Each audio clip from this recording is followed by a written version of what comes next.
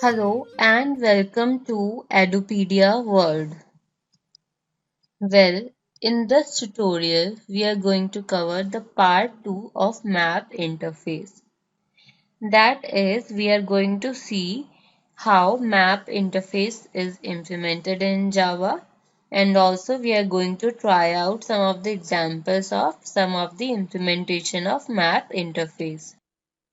Okay guys, now we will see about the map interfaces.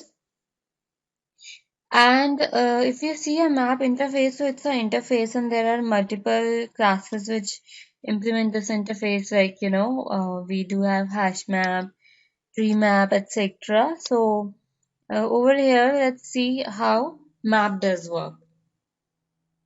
So in this class, you see we are having your interface map, which is defined in java.util package, and then the interface map is of the type k and v. Here K stands for the keys, the type of keys maintained by this map, and V stands for the type of values. So they can be same, they can be different. K could be of type string and V could be of type integer or vice versa, or any of the other type as well. Okay. Now, there are some sub interfaces that this map interface includes. So these are like bindings, concurrent navigable map, logical message context navigable map, soap message context, and sorted map. Okay. Now we also have some implementing classes that does implement this interface. So these are abstract map, attributes, auth provider, concurrent hash map, concurrent skipped list map, enum map, hash table, identity hash, linked hash map, printer state reason, properties, provider, rendering hints, simple binding, tabular data support, tree map, UI defects, and weak hash map. Well, you don't need to remember all of the name, but out of these, the useful ones are a concurrent hash map, enum map, hash table, identity hash map, linked hash map, and weak hash map. So, and also the tree map. So I think for these one, you should at least know that what are these and what is the purpose of creating this. For rest of them, you can actually skip it. Okay. So let's move. So map interface provides three collection views, which allows the map content to be viewed as set of keys, set of collection of values, and set of key value mapping. That means you can actually do the get operation to obtain the map in three views. One is you can even view all the keys, you can view all the values, or you can view the mapping, that is key and value mapping. Okay. Now the order of mapping defined as the order in which the iterator on map collection will return the element. Now some map implementation like tree map makes specific guarantee of their order, like sorting order, and hash map does make a guarantee of the insertion order and so, but some other don't. Okay. Now, the destructive methods contained in this interface, that is, the method that modifies the map on which they operate, are specified to throw unsupported operation exception if this map does not support the operation. If this is the case, then these methods may but are not required to throw unsupported operation exception if the invocation would have no effect on the map. For example, invoking the putAllMap method on unmodifiable map may, but it is not required to throw the exception if the map whose mapping are to be superimposed is empty. Okay, so this is one of a case that a particular method can be destructive also. Now let's see the summary of the class, how it is implemented. Let's see the method and other things. So your map class is also having a nested class which is called a entry class. Well, it's more of a static interface. So entry is the name of an interface. It's always called by map.entry because it's static, so it can be called by your class name.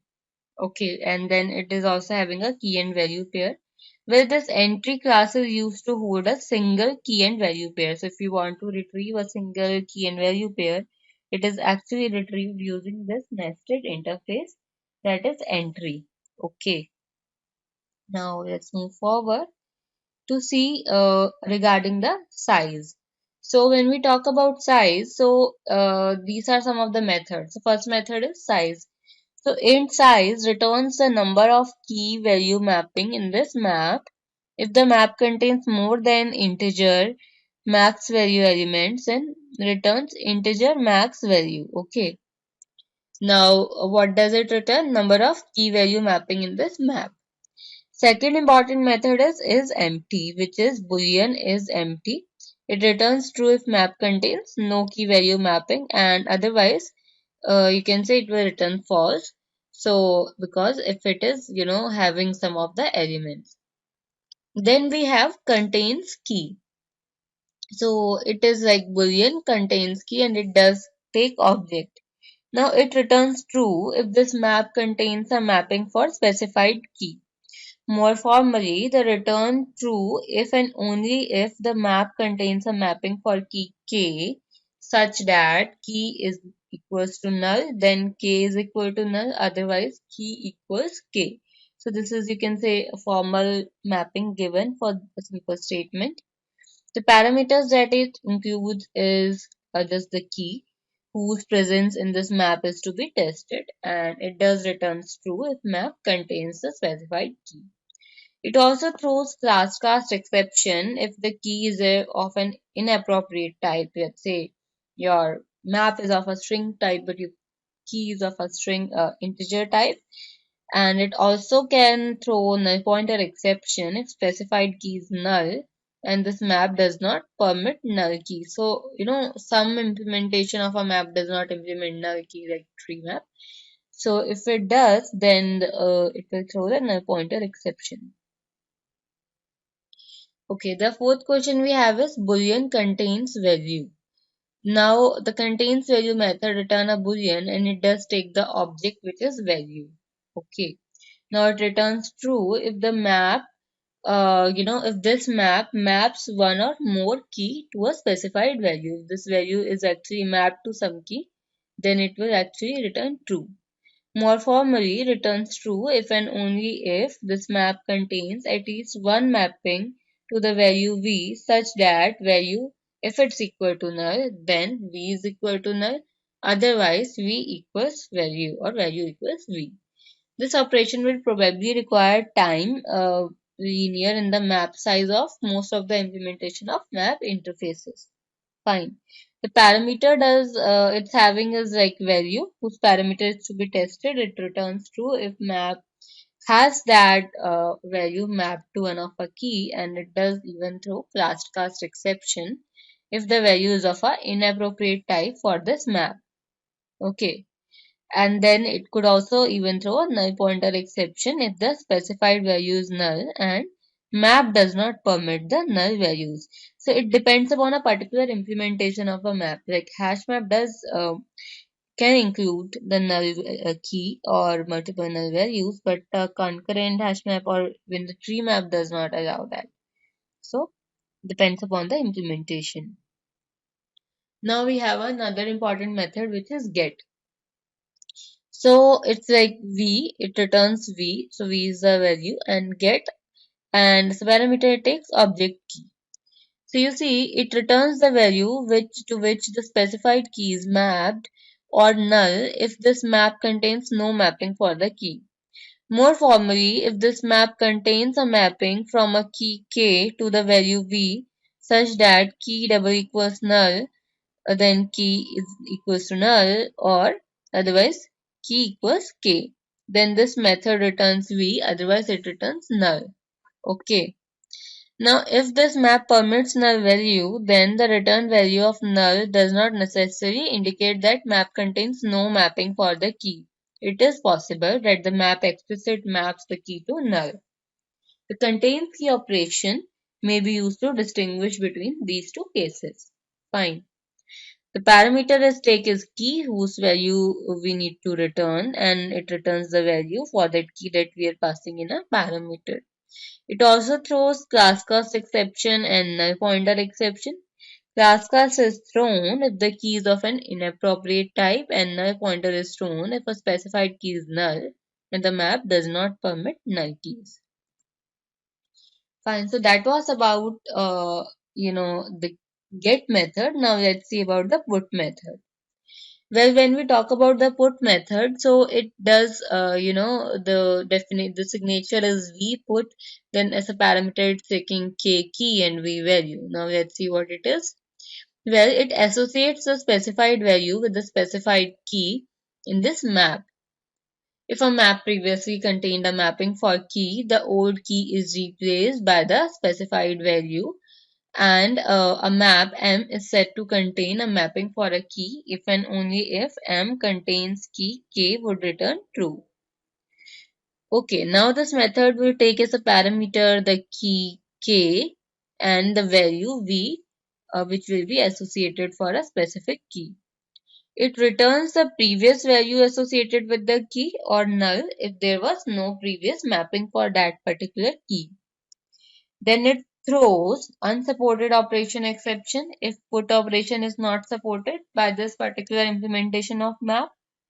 Last cast exception if the class of a specified key or a value prevents it from being stored in a map. For example, if it's a map that can store string, key and value and you try to store integers.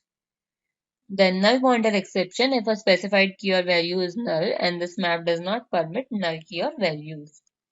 Then illegal argument exception if some property of a specified key or a value prevents it from being stored in this map. Fine. So this was about the put method. We also have some other method like remove. So remove method returns your value and does take key as a parameter. Then we have put all, which takes whole of a map and put the entire map inside your map.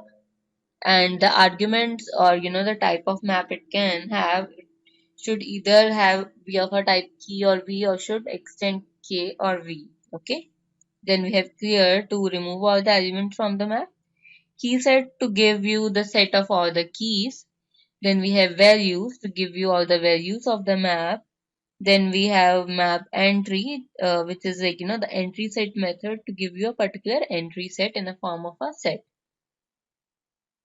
Then we have a Boolean equals method, which will tell you whether this set is equal to some other, this map is equal to some other map or not. Then we have hash code, again, which is taken from the object class to give you the hash code. Okay guys, so this was about how the map interface is implemented in the Java. We do have other implementation which uses most of a similar method, and there is a slight difference between the implementation. For example, the hash map does allow one null key and multiple null values, whereas tree map doesn't allow, and tree map also maintains the sorting order. So I'm creating hash map demo class, and now let me create an object of hash map.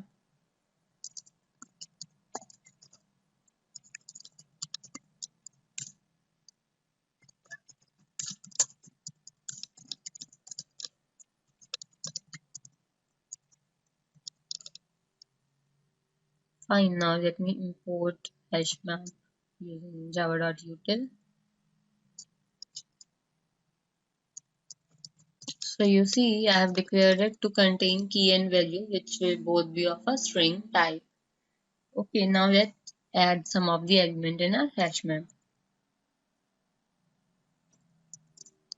To add, there's a method called put in hash map. So the key I'm entering is 1 and the value that I'm entering is anything that I want, because it doesn't matter. The value need not be the unique one. It can be anything. So you see that I have entered 3 keys and some random strings for values. Okay. Now let's try to print my map, which is a hash map. So you see if I do that, then hash map is automatically having toString method as overridden to print the key and value pair like this with separated by equals to sign. So it's printing 1 equals to whatever, like AH, and then 2 equals to SS and 8 equals to Lala. Fine. So far so good. Now let's try to enter some more values inside it. Let's again try to enter a value with key as 1 and value as val. Now let's see what will happen now. Now let's print it out. So you see, it is still having the key as 1, but the value is val, not a and j. So what happens in HashMap is that whenever you try to enter a duplicate key, okay, then the key that was originally having its value will be replaced by the new value that you have entered. So the value that was AHA, whatever that was, is getting replaced by the val. Okay. So this is how duplicate entering a duplicate key works in case of map. Okay. So I hope so you got my point. Now let me try one more thing now. So over here, let me try to add the key 3 and the value as null. Okay, and let's see if it is able to take the null value. So you see, it is able to take. So it is printing 3 with the value as null. Fine. So far so good. Now let me try one more thing. Let me pass key as null and value also as null. And let's see if it's taking this one. Well, you can see according to the compiler, it's taking that one. It is not having any problem. Fine. And also, if we try to print, then it is actually printing that null over here. So you see, it actually takes null also in key and value pair. Okay. So now let me just try to do it again. So you see, I have done it like thrice. So since the key has to be unique, now let me just, you know, with the null key, I'm actually inputting 3 values. So first time I entered null, then in second line I entered 44, that is 44, then finally 56. So you can see the latest value that I have entered is taken by the key null, and the values that I entered before are getting overridden or replaced by the latest value that I am actually entering.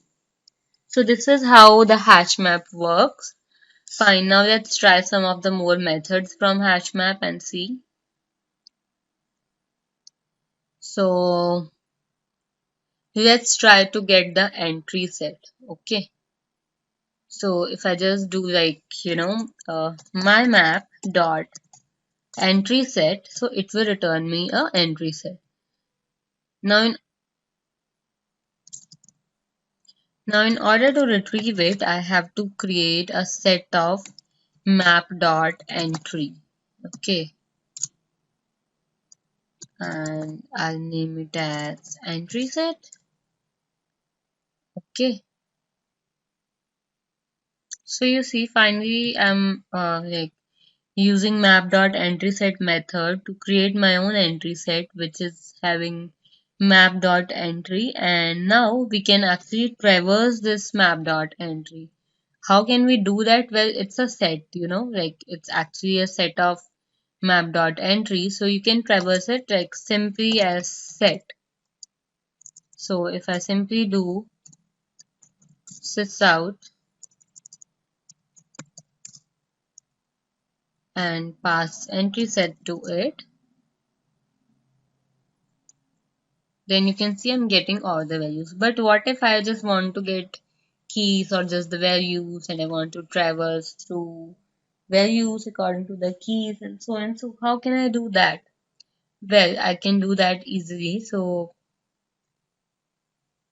you can see that entry set is again having various methods like iterator. So I can create a iterator of map.entry and can traverse through it. So, and there are other ways also. Okay, but firstly let's see this way only. Okay, so Let me create a iterator over here.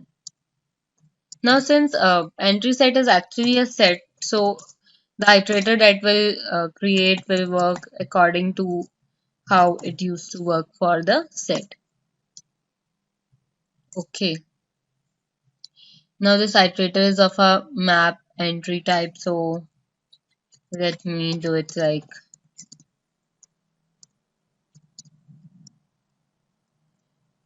so let me do it like this. So you see when I have created a iterator, so the type of iterator that has been created is of type the entry. Okay. So and now I can actually check while itr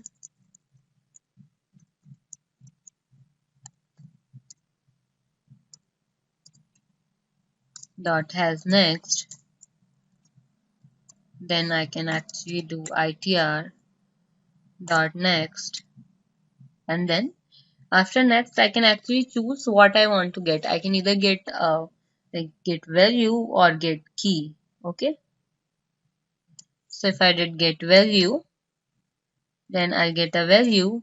If I want to get the key, then I can actually get the key also.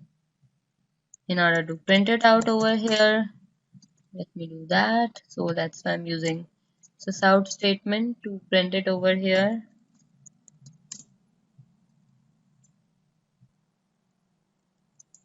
Or we can simply do iterator.next. So if we do that, so you can see the output that we are getting over here is it is giving us key and value pairs like this. Okay, so this is absolutely fine. But let's see some of the more methods which are quite easy as compared to this one. So I'm just going to remove this and try out something different. So you see that I can get all the values using this values method. So if I do my map.values, I will actually get all the values. Okay. Then I have a key set method. So if I do that key set, so it will actually return me a set of keys. So my keys are of a type string. So that's why I'm making a set of keys over here. And since I have got a set of keys, then I can definitely use my map dot, or rather my map dot get and pass the key. Now to get a key, I can simply use the for each loop like for, so keys of a type string. So I can do that, and then I can print the key or print the value.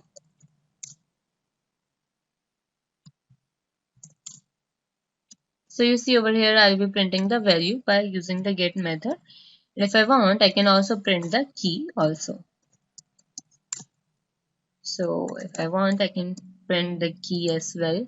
So in that way, I can print a key and value separately if I don't have to print in this particular format. So by doing that, it is actually printing key and value separately, and you can do anything with it. So first thing it printed is key, which is null.